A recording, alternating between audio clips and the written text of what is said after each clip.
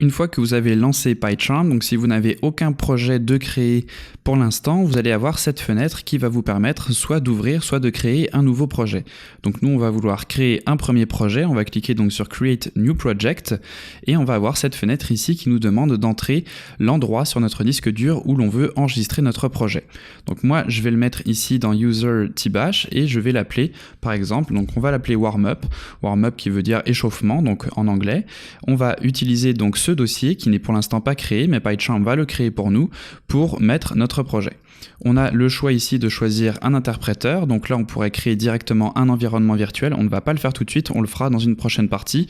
Pour l'instant je vais laisser l'option par défaut qui va utiliser l'interpréteur Python de base, donc Python 3.7 ici, qui se trouve dans User Local Bin Python 3.7. Donc voilà la seule chose qu'on a besoin de faire ici, le chemin vers le projet. Vous pouvez cliquer sur le petit dossier ici si jamais vous voulez aller sélectionner vous-même le dossier, donc moi je peux le sélectionner ici, tbash, et aller donc cliquer sur Open. Là vous voyez que ça me remet à User tbash et vu que le dossier n'existe pas encore, et bien moi je vais mettre Warm-up ici qui va être créé donc automatiquement ce dossier par PyCharm. Je clique sur Create ici pour créer mon projet et PyCharm va commencer la création du projet avec le dossier qui a été créé. Donc voilà comment créer un projet avec PyCharm.